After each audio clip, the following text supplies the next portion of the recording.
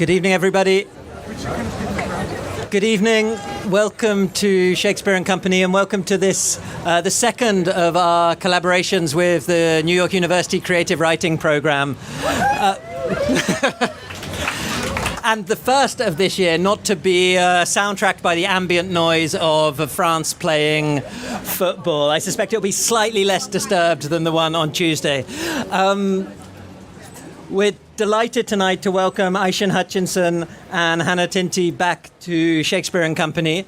And we're delighted also that Deborah Landau, the director of the Creative Writing Program, is here to introduce both of our writers tonight. So without further ado, please join me in welcoming Ishion Hutchinson, Hannah Tinti, and Deborah Landau to Shakespeare and Company. Thank you, Adam. I want to extend the warmest, hugest thank you to Adam and to David and Sylvia for having us back here summer after summer. I think it's summer number 11 that we've been here with our Writers in Paris series, and it's the most beautiful reading room in the world, yeah? What's better than this? So we love to be here. We have a fantastic duo of readers tonight, both of whom are NYU MFA alumni, which I didn't realize until I started to prepare the introduction. And it's just so exciting to see our alums out in the world as the major literary figures that they are. So Ishion's going to read first, and then Hannah will read, and then we're going to have a Q&A, so save questions. And what after that? Book signing, some wine. So there's a lot to look forward to. Ishion Hutchinson's most recent book is House of Lords and Commons. It came out from FSG in 2016 and pretty much won everything. He won an MBCC, a Guggenheim. He won the Rome Prize and like 5 other ones, too many to name here, and was recognized widely as a major new voice in American poetry. Oh, I'm not done. Wait. But yeah, can I leave now? Ishion came to NYU in 2006 directly from Jamaica, and that's where I first had the pleasure of meeting him and his poems. He's clearly an heir to Derek Walcott, but also writing a majestic poetry all his own about history, memory, time, in a voice that's highly literary yet contemporary, lyric yet fractured, a fiercely original, exquisite poetry for our difficult times. He's a professor at Cornell. He's also now teaching in our low residency MFA program in Paris, where we are so fortunate to have him. Please welcome Ishion Hutchinson.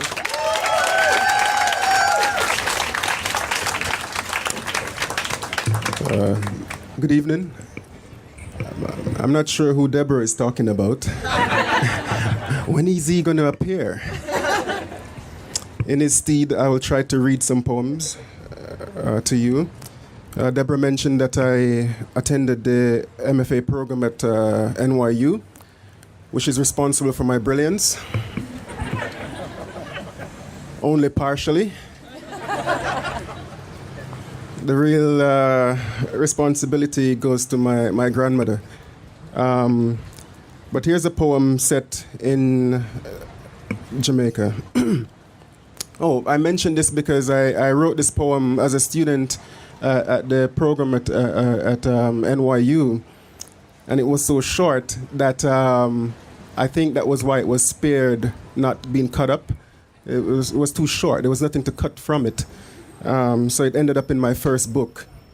It was one of those poems that Philip Levine, one of the great stars of the NYU program, one of the great poets of America, nodded in favor of. So I felt I had arrived. Red X.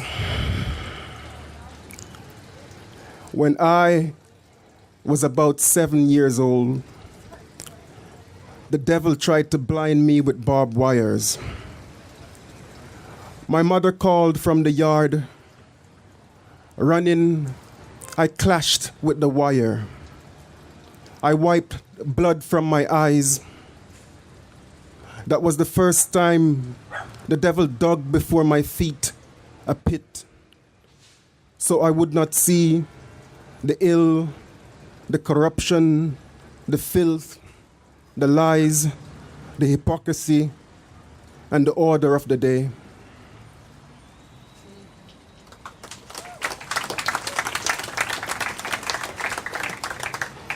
because it gets progressively better, please may I ask you to applaud at the end. I'm nervous here, trying to hold it together. So the applause are like breaking me apart. I love it, but please, yeah. The order of the day. Let's see what that is like in a poem like this. A march. Lesson of the day. Syria and Styria. For Syria, read. His conquering banner shook from Syria. And for Styria, look at this harp of blood mapping. Now I am tuned. I am going to go above my voice for the sake of the forest shaking on the bitumen. You can see stars in their skulls, winking, synapses, intermittent, on edge of shriek, perhaps a cluster of fir, birches. Anyway, don't get too hung up on the terms. They have entropy in common. Bad for the public weal. Those obtuse centurions in the flare of the bougainvillea, their patent-seeking gift kindled. Diverse speech, cruelty, justice, never mind. But do pay attention to the skirmish, the white panther that flitters up the pole. Its shade grows large on the ground.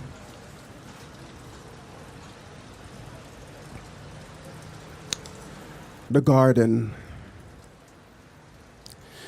The street lights shed pearls that night. Stray dogs ran but did not bark at the strange shadows. The minister of all could not sleep. Mosquitoes swarmed around his net, his portrait and his pitcher and drinking glass. The flags stiffened on the embassy building but did not fall when the machine guns flared and reminded that stars were inside the decrepit towns, in shanty zinc holes, staring at the fixed constellation. Another asthmatic whirl of pistons passed. The chandelier fell. The carpet sparkled. Flames burst into the lantana bushes. The stone horse whinnied by the bank's marble entrance. 3 large cranes with searchlights lit the poncianas. A quiet flamboyance struck with the fever of children's laughter. Then, all at once, the cabbage palms and the bullhoof trees shut their fans. The harbor grew empty and heavy. The sea was sick and exhausted. The royal palms did not salute when the jeeps roamed up the driveway and circled the fountain. The blue moho did not bow, and the lignum vitae shed purple bugles, but did not surrender. The homeless did not run, but the dead flew in a silver stream that night. Their silk hair thundered, and their heels crushed the busy nuts and ceramic roofs. The night had the scent of cut grass sprayed with poison. The night smelled of bullets. The moon did not hide. The prisoners prayed in their bunkers. The baby drank milk while its mother slept, and by the window its father could not part the curtains.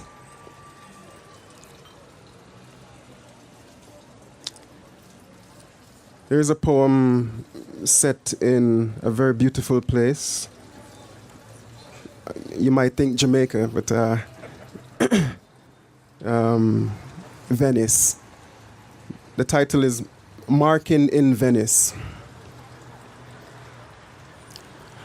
I hop off the Vaporato, mooring in the after-storm harbor, puff-chested, shouting, "Keep up your bright swords, for the dew will rust them." Hitting over a handkerchief vendor. Allusions are cheap on Piazza San Marco. Desdemonas everywhere, clutching skirts, wild in the wind. My first time, yet a return. Islands have that trick about them. Jamaica, Cyprus. I roam alleys, Iago's betrayal rivals the pigeon shit.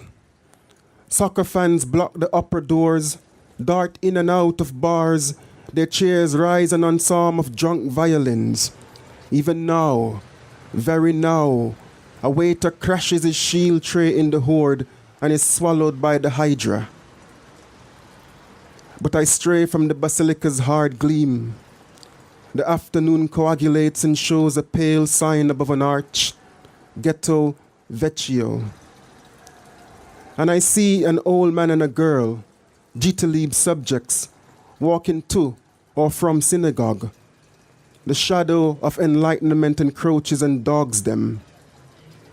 Be a Jew at home and a man outside. Their exile infects and reminds me this is no vacation, just hate's old transfiguration, language's treason, the savage cause carved in stone. A lamp blows out in his beard, gravels of nimbus reconvene. God grumbles in his mirrored palace, for he knows he has loved wisely, but not well. Here's a poem in the voice of one of the great minds of Jamaica, the genius of Jamaican music, a figure by the name of Lee Scratch Perry, a man by the name of Lee Scratch Perry. Is that name familiar to anybody here?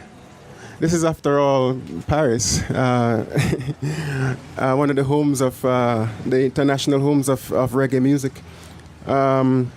So Lee Scratch Perry essentially invented dub music, right? So dub music is reggae with most of the instruments stripped away, so the bass is amplified and sort of stretched out, and an echo chamber is created. So Lee Scratch invented that music, but he just didn't invent it. He created it in a special kind of way, in a place, in a studio that he called the Black Ark.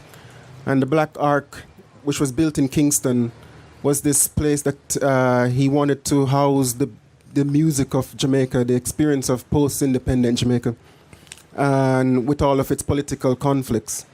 And in the studio, he created rooms, different rooms where different things were happening. So it was not just a place of recording music, but he essentially had artwork happening in one room, people drawing and so on. But when he would record music, he would do odd things like bring a cow into the studio or bring a goat into the studio in order to record samples. You know, this is the ingenuity of this man who wanted the pure sound. And then the studio was very successful, but then one day, suddenly, he decided to burn the studio down in the height of its fame. So this poem is in his voice, but it wants to reimagine the studio being built. The Ark by Scratch. The genius says, build a studio. I build a studio from ash. I make it out of peril and slum things. I alone when blood and bullet and all Christ fucking American dollar polish it and talk the pressure down to nothing. When the equator is confused and coke bubbles and tinfoil to cemented wreath. I built it. A conga drum so hollowed through the future pyramids up long before CDs spin away rootsmen knocking down by the seaside like captives wheeling by the Keba River. The genius says, build a studio, but don't take any foul in it, just electric. So I make it, my echo chamber with shot rooms of rainbow King Arthur's sword keep in, and one for the Maccabees alone, for covenant is bond between man and worm. Next room is Stone Age, after that iron, and one I name Freeze. For too much ice downtown in the brains of all them crossing Duke Street, holy like Parsons. And in the circuit breaker, the red switch is for death, and the black switch is for death, and the master switch is black and red. So if US, Russia, China, Israel talk, missiles talk, I taught that switch I call Melchizedek. I build a closet for the waterfalls, one for the rivers, another for oceans, next for secrets. The genie says, build a studio. I built it without gopher wood. Now, consider the nest of bees in the cranium of the gong. Consider the nest of wasps in the heart of the bush doctor. Consider the nest of locusts in the gut of the black heart man. I put them there, and the others that vibrate at the feast of the Passover, when the collie weed is passed over the roast fish and cornbread. I upset her. I Django on the black wax, the super ape, E.T. I cleared the wave. Again, consider the burning bush in the ears of Kalungi, and the burning sword in the mouth of the fireman, and the burning pillars in the eyes of the Gargamel. I put them there to outlast Earth as I navigate on one of Saturn's rings. I mitre solid shadows setting fire to snow in my arc. I credit not the genie, but the coral rock. I am stone. I am perfect. Myself is a vanishing conch shell speeding around a discotheque at the Embassy of Angels. Skeletons ramble to check out my creation dub. And sex is dub, stripped to the bone. And dub is the heart, breaking the torso, to spring olive-beaked, to be eaten up by sunlight.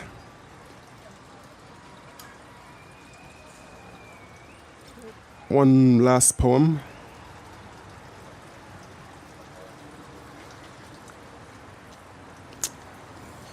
Sprawl.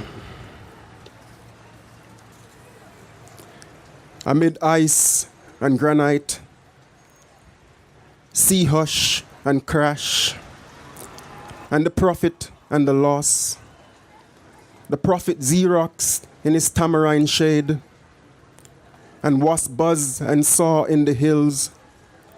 Crash leaves and virgin suicides right after the election. And November's Janus, and Pontius Pilate's maggot snipers, amen. And fortunately I forgot to be afraid, and kept my fear in the salt chiseling my face when I read Keats and loved the ash, and put 2 coins in my right palm amid the crash crop, century of wheat, drought, rosary, terracotta, Kali, reconnaissance, renaissance my nipples, torpedoed and rocked the strobe-lit stage show. The Gorgon scintillated Romans filed the constable's peace. And Herodotus slept as the prophet rose to his chalice and put on his mongrel pelt. And it rained softly and blessed nothing, scarce of breath. And grated nutmeg, and the tyranny of sugar, and pure cream soda, enclosed in cinders, shook, burst, fizzed, and I found my shape, shifted, ciphered, raw, my total reversal, my total reversal, my total reversal. Thank you.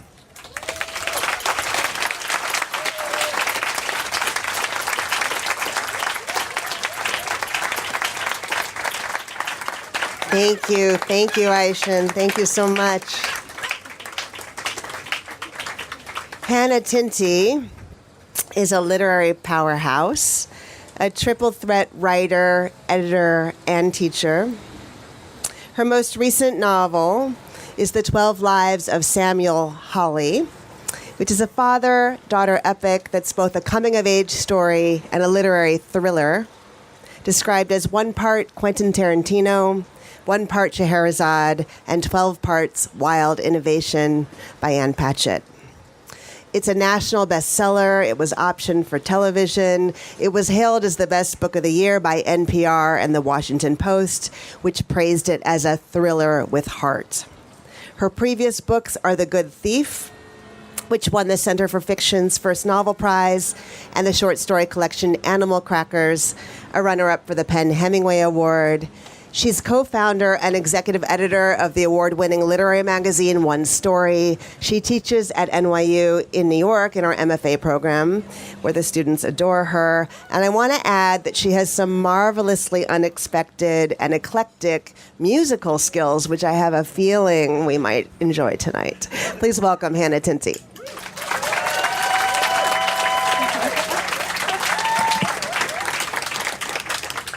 Oh, wow. Thank you to NYU. Thank you so much to Deborah. You are an extraordinary leader of us all.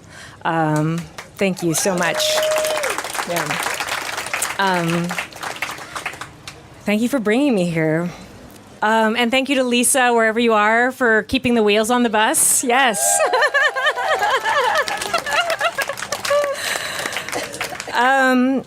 I also just have to give a huge thank you to Shakespeare and Company. I can't believe that I'm here reading my work. I will never forget the first time I was in Paris, and this is the first place that I went to. And I bought a copy of A Movable Feast, and I brought it to the register, and they put the special Shakespeare and Company stamp that they put in your book, so you know that book was bought here. And then I wandered around Paris rereading it, and it was just this wonderful experience. And I was so inspired by that for my new novel. I actually made a stamp for my novel that then I stamp into books for people who've met me or, I see on the road. So if you buy it here tonight, which you should all, if you don't buy my book, buy other books, and just support this amazing literary place. Anyway, I will double stamp your book, is what I'm saying. So I'm going to read a brief section from The 12 Lives of Samuel Hawley. This novel is a loose reimagining of the 12 labors of Hercules. But instead of 12 labors, my gentleman Samuel Hawley gets shot 12 different times. And really the question that I'm asking with this book is, how do we keep living when life keeps trying to kill us? And I think the answer for most things, and for this, is love. So what I'm exploring in this is romantic love, the love that we have for our friends, and the love that we have for our family. All you need to know about this section I'm going to read, this is the 4th time Samuel Hawley gets shot. He's about 30 years old. There's 3 characters. It's happening in a diner. There's Samuel Hawley, who is a criminal. He has shown up at this diner with a bag full of guns and a bag full of money. He is meeting a man named Ed King, who is an ex-boxer, who is about to fix a fight. And there is also a girl dressed all in black that Samuel Hawley has been flirting with and talking about meteors and drinking milkshakes earlier in this story. At this point, they have just ordered a whole lot of pie. The waitress came over to the booth carrying a giant plate with 8 slices of pie. There was blueberry, cherry, pineapple, peach, key lime, pecan, chocolate pudding, and banana cream. Each piece had a dollop of whipped cream on top. "There you go," she said as she put down a fork and another napkin. But Ed King wasn't looking at the pie. He was staring across the diner, and his eye was twitching like crazy. "Hey," he called out, "didn't I just see you at Gus's funeral?" Hawley spun around. The girl in black was about to leave, the door already open, her black hat perched on top of her head like a little animal. Hawley felt his guts stir, a thrill mixed with dread as she let go of the handle and the glass door softly closed. She blinked twice before answering. "I'm Gus's daughter." "I knew it," said King. "All this time I've been trying to place you, but the hat was missing."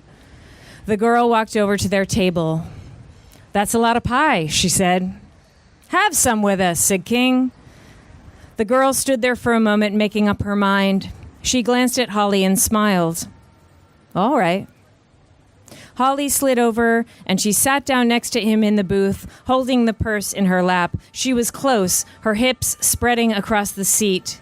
King called for more forks, and the waitress brought 2. Then she went outside for another cigarette. Hawley was already full from the milkshakes he'd shared earlier with the girl, but now she picked up her fork and took the point off a banana cream. "I'm sorry about Gus," said King. "It's all right," said the girl. She glanced at Hawley. "How do you two know each other?" "The slug works for me sometimes." "Really?" The girl licked the edge of her fork. "Are you from around here, or do you know my dad from Phoenix?" "Oh, I know him from New York," said King. "It's a funny story, but I don't think you'll want to hear it." "You can tell me," she said. "All right, I will, but I wish I had a drink. I'm usually drinking when I tell this story, and it comes out better that way." He scratched his nose. "I met Gus playing a trifecta at Aqueduct. After that, he helped me with a couple of jobs. He was a real little guy, and he was nearly always short on cash because he spent all his time at the track. Now I liked him because he drank harder than anyone I ever saw, and he was never sorry about it. It's funny he didn't say anything about having a daughter, and you're pretty. You'd think he would have been proud to have a daughter like you. And when he was drunk, it was like he was a different person. And he used to do crazy things for money. If someone said, 'I bet you won't punch that guy,' he'd go up to a bouncer and punch him. Or if we said, 'I bet you won't toss your wallet,' he'd give his credit cards away to strangers. He'd pitch all his clothes off a balcony or throw his keys down a sewer grate. Everyone would be laughing, and he'd say, 'Sober Gus is gonna love this.' And then I'd see him the next day, his face all busted up, trying to cancel the cards, or on his hands and knees in front of a sewer grate by the side of the road with a hook at the end of a string, and he'd say, 'Drunk Gus did this to me.' A few months back, when he was sober Gus, he asked me for a loan to help him cover a debt. So I gave it to him. But drunk Gus put the money on a horse instead and lost. And when I went to collect, sober Gus cried, and I kept thinking about him, crouched over on that sewer grate, all pathetic, fishing for his keys. So I told him I'd give him some more time. And you know what drunk Gus did? He went to my gym that same night and busted the safe and stole my deposit for the week. He drove to Atlantic City and spent every bit of the dough. And then he up and died there, owing me, owing everybody. So that's how I know him." The girl put down her fork. "You didn't have to tell her that," said Hawley. "I did," said King. "Now she knows all about her old man." The pie fillings were starting to run together, the colors mixing on the plate. Hawley could feel heat coming off the girl beside him. "Why did you go to the funeral?" she asked.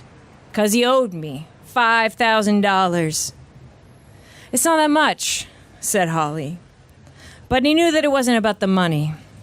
What bothered King was that the guy had turned on him. "It's plenty."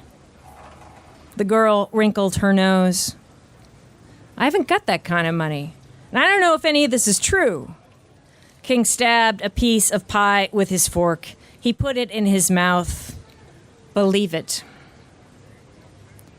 The bullet hole in Hawley's back began to ache. The first one he got in the Adirondacks, and as soon as it did, his mind started taking inventory. His father's M14 rifle and extra ammunition in the duffel by his feet, a loaded Smith & Wesson revolver tucked into his belt. Hawley's body was ready, every muscle tight. The girl slid out of the booth. She had taken her gloves out of her purse, and she held them crushed between her fingers. She was shaken, but she still thought she could just leave. "Thank you for the pie." Fast as lightning, King threw out one of his boxer's arms and caught her around the wrist. It made Hawley jump to see him do it. "Let go of me." The girl struggled against him. She was looking for the waitress. "Sit down," said King. The girl opened her fingers, and the gloves floated to the table. She stopped fighting, and King relaxed his grip, but he didn't let go. The little black hat had come unpinned. Hawley saw her eyes flashing underneath the veil. The girl acted like she was going to sit down again, but instead she bent forward and sank her teeth into King's wrist. The man screamed, and his fingers released, and as soon as they did, the girl snatched her gloves and ran for the door. King scrambled out of the booth to go after her, but Hawley got up and blocked the way. "Just let her go," he said. Hellcat! The girl's teeth had gone right through the skin, and now King was bleeding all over his baggy suit. Hawley listened to her heels running away, and then the bell rang over the door. "You don't need that money," said Hawley. "This doesn't have anything to do with you." "It does." He hadn't meant for the words to come out like that, but they did. And as they did, Hawley knew they were true. This knowing was different from before, when his body had sensed the bullets coming for him. It was more like the meteor shower he'd told the girl about earlier, a trail of cold rock suddenly burning to life. He'd unlocked something, a possibility, and the entrance was here, in this thin aisle of space before him, between the booths and the counter and a row of spinning stools. Ed King's eye was twitching, the nostrils of his broken nose wide and open. He leaned back, and then his fist flashed forward, as fast as when he grabbed the girl's arm. But Hawley had been waiting for it, and he dodged, and King missed and toppled over onto the table. The dishes went smashing onto the floor, pie tossed in every direction. The cook stuck his head through the kitchen window. "What the hell's going on out there?" It distracted Hawley just enough so that King's next punch connected, a strong blow to the chest, and then another quick to the jaw. And before he knew it, he was on the floor of the diner. King had the satchel of money, and he was crossing over him, and Hawley reached up and took hold of the man's legs and threw him to the ground and scrambled on top of him, and then he started beating him with all of his might. It was what he was meant for. Hawley's body recognized every turn, like a well-worn path, the adrenaline, the heat of his shoulders working, the shifting of weight, the tumble of skin and hair, the blows to the ribs, the ache of breathing, the familiar sensation of his knuckles crunching, and it felt wonderful, the flood of it like some smooth, dark air flowing from a deep cavern. He grabbed the Smith & Wesson from the back of his pants and stuffed it into King's mouth. The cook stepped out from the kitchen carrying a shotgun. He still had his hairnet on. "That's enough," he shouted. "Drop it." Hawley slowly removed the revolver from between King's teeth. He had been so close to killing that his fingers shook. It wasn't the way he'd meant to go. And now he backed away from the edge, his heart beating and the blood roaring through his hands, even as he lifted them over his head. Thank you very much.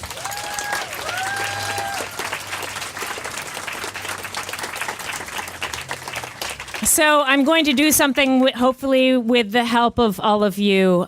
So while I was working on this book, it was a really difficult time for me. And about halfway through, you know, with any creative project, you start to lose steam. And I was lucky enough to meet the cartoonist and writer Linda Barry. Is anyone familiar with her work in the audience? Some claps. Yes. Okay. So Linda Barry gave this great talk about creativity in the human brain. And she said, you know, when we're kids, when people are little, you throw a bunch of crayons out and kids just grab the crayons and they start drawing. And it's part of how they express who they are. It's part of how they think. And then at some point in our lives, most people, we all stop drawing. And so she was interested in studying why that happened. And she found there was 2 reasons why. When kids get old enough to realize the difference between what they are trying to capture and what they're actually able to do on the page. And the second thing is when they look over and they say, oh God, Janie's drawing is so much better than my drawing. So it's judging ourselves and comparing ourselves to others. that stops a lot of people from moving forward with doing the things that we care about. And so Linda has this thing where she says, why do we only do things that we're good at? Let's do things that we're bad at. In the spirit of that, I am going to try and sing a song for you all tonight, and I am going to hope that you will sing with me. So step one is I've got a couple of like kindergarten rhythm instruments, 5 different instruments, and I'm going to look for some volunteers to come up and play these crazy. I'm going to pull them out one by one, and hopefully the people from the crowd will come up and play with me. Hold on. Okay, the first one is this. Somebody come on up. Jingles are yours.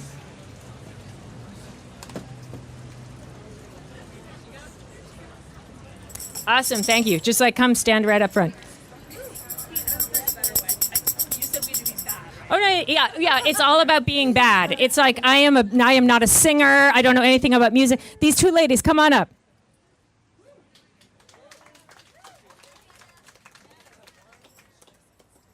Thank you for your bravery. I've got a shaker egg, and I've got. Okay, you want some wooden sticks? Okay, so this one's a little bit of a challenge. I've got a triangle. Up front, triangle.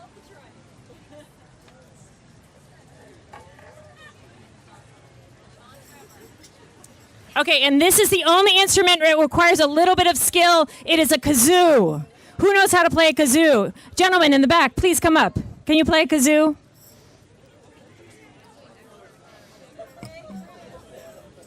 The kazoo is yours. Please join us. Okay, so if you guys could line up like in a line, so we've got...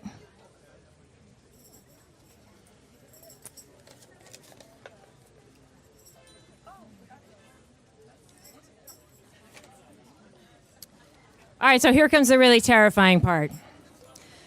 So someone that has meant a lot to me as an artist and kind of just changed my life as someone is Prince. Do we have any Prince fans? Yes. Okay, so Prince fans, and I mean his death was such a huge thing for me. And then I was going through my book and thinking about what I could try to play. And I thought, why don't we play Prince in Paris? It would be really wonderful. So we're going to do a song called Little Red Corvette. Okay. There are going to be 3 times. We're going to sing the chorus 3 times. I am hoping that people will join me in the chorus. And if you know the words to the rest, I hope you will sing the rest with me as well. And I've got my band together here. Yeah, you guys ready? You guys ready? I'm going to do a little intro, and then you can kind of go. And again, this is doing something that we're bad at, right? And just being a little brave. I've never taken a musical lesson. I taught myself how to play the ukulele off YouTube. So I am not a musician, so I pardon all the real musicians in the audience. I'm already asking for your forgiveness. Okay. So, all right, I can't believe I'm doing this at Shakespeare and Company. Right, you're good with me. Okay. Please join with me so I'm not alone up here. You guys, get into it. Ready? Come on. I want more, yeah. We're going to do it again. Ready? Yeah. Yes. Oh God. Now I'm totally messing up. Right? Ready? I am. Guess I should have known by the way you parked your car sideways that it wouldn't last. You're the kind of person that believes in making out once, love 'em and leave 'em fast. Guess I must be dumb. Should a pocket full of horses, Trojan and some of them used. But it was Saturday night, I guess that makes it all right. And you say, what have I got to lose? And honey, I said, little red Corvette, baby, you're much too fast. Little red Corvette, you need a love that's gonna last. Guess I should have closed my eyes when you drove me to the place where your horses run free.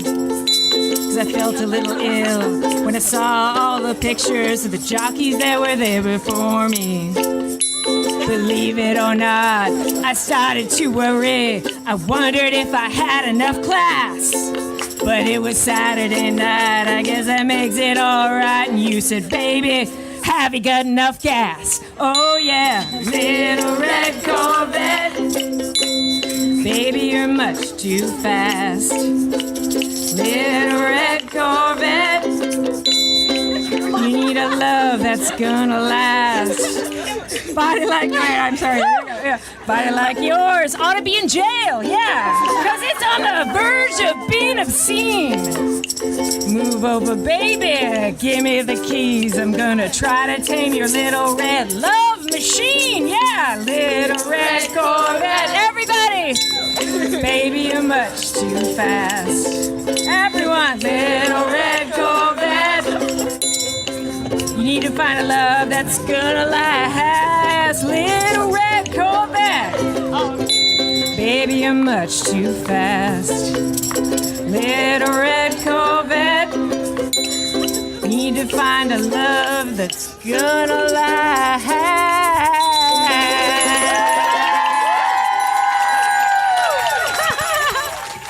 Thank you all for being brave, singing in public with my bad voice and bad ukulele. Thank you to the band. Yes, you were amazing. Thank you, guys. That was wonderful.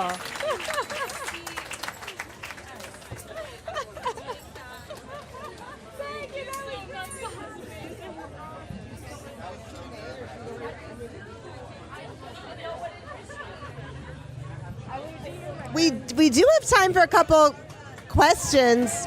Is this on anymore? It's off. I don't know if we're doing questions. It's on? Ishion, come on up. Do you guys have questions for the writers or the singers, the ukulele players?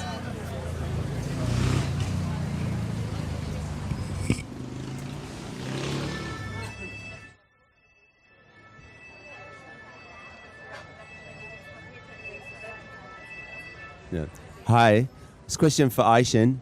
I love that scratch poem. That I think it's the second or maybe even the third time I've heard you read that, and it gets me every time. And I want to know what once you've tuned yourself into that voice, is it hard to step back into the boundaries of your own voice and not take a kind of prophetic, biblical tone?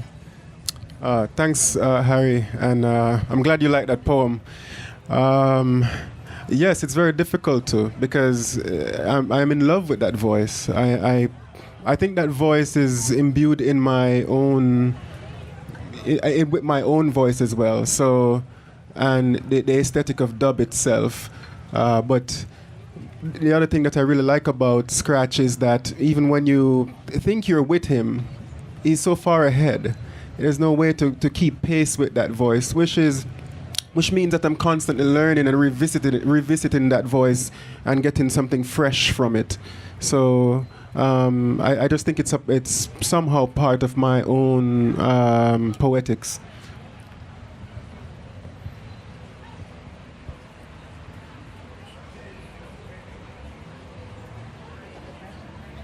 Someone else has a question. You guys each have a question. Adam, the guy next to you.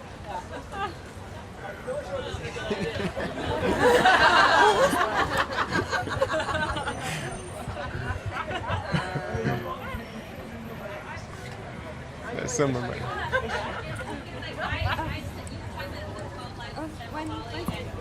Oh, okay. Being based on the myths of Hercules. And earlier today, Chris was talking about how, in ancient times, there was the same stories told over and over again.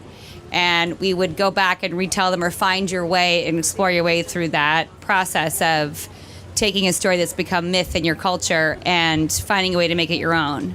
And so I was just wondering if you could talk a little bit about the process of how to do, what you struggle with, what was reassuring about basing on a myth, and then also what was, perplexing and super challenging. It was. I'm sorry. Is this good? Okay. I was.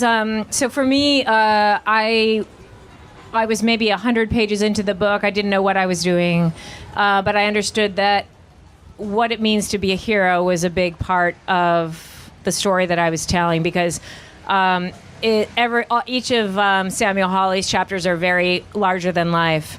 And so I just pulled down my Greek myths and was rereading them, and looking at, also myths from other cultures. And I realized that his story really aligned with the story of Hercules or Heracles, because many people, when they think about it, they think of the Disney movie and they just think of this powerful man who did these crazy, amazing, journey and accomplishments. But actually the reason why he did them in the first place is because he murdered his own wife and children. So he was actually on a journey of repentance and redemption. And I knew that was the dark tale that I would be telling about this other man.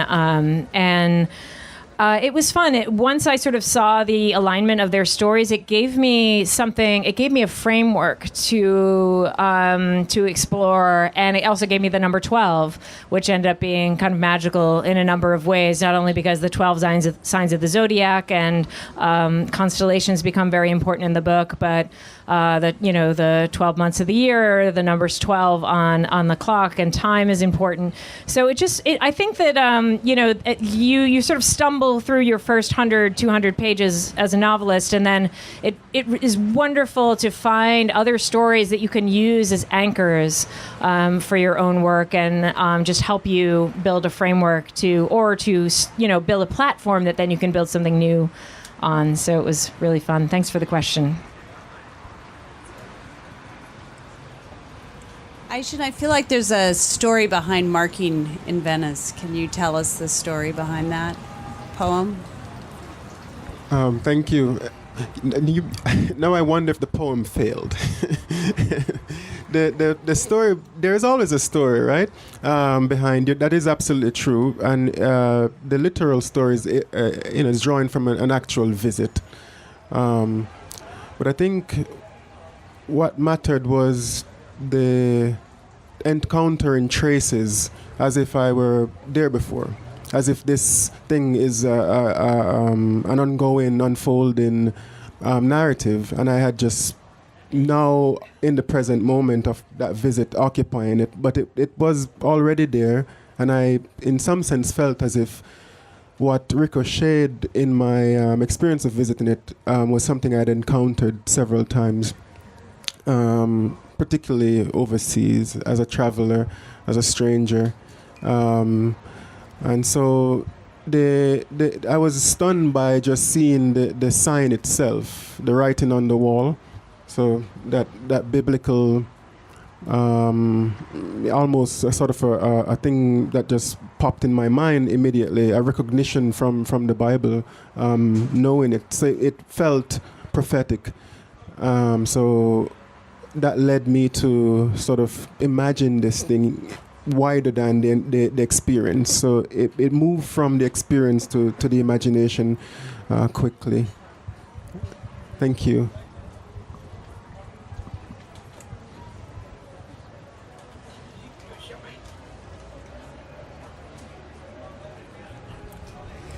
I have a question about arguably more superficial aspects of your work. So Hannah, for you, I wondered, do you name your characters near the beginning of the writing process, or does it come later? Do you try out different names? If you could just talk about the process of naming. And for Ishion, I was curious, with your poems, when you're writing a book, do you think about font and spacing and size of page, or are those not even decisions that you make? Is that all the publisher? For me, in terms of names, in the past I've used baby books, which are actually great, or actually there's a lot of baby name websites now, so it's very easy to do some searches and find out the meanings of names, the origin of them. But for this particular book, for 12 Lives, I actually got the name Samuel Hawley off of a gravestone in Salem, Massachusetts, which is where I am from. And it's something that I purposely did because I had read about Nathaniel Hawthorne, and that's most of the names of his characters he got from gravestones in cemeteries, also in Salem, Massachusetts. So I wandered and found a name that spoke to me and went from there.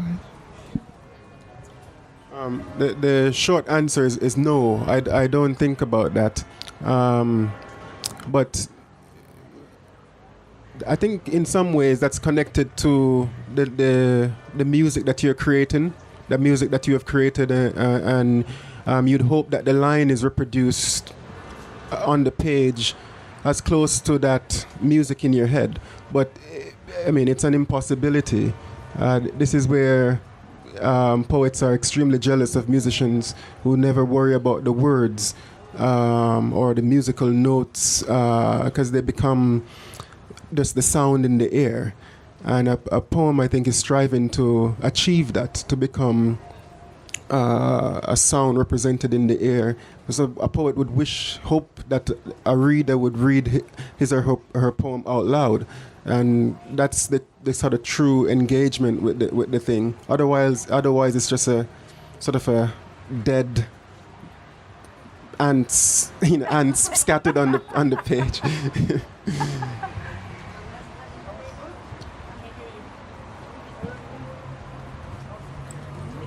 I was interested to know what exactly those dead ants on the page look like.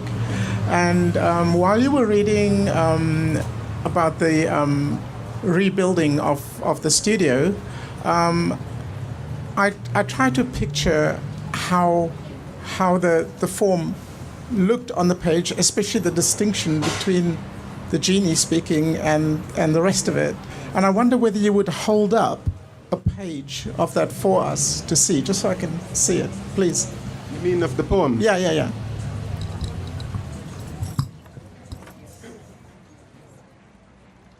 This is going to blow your mind.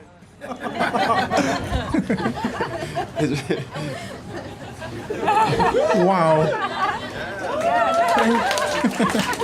Thank you. On that note, thank you guys for those terrific readings. Thanks everyone for listening. There are books for sale. I think there might be wine. There will be wine. And enjoy your evening. Thanks for being here.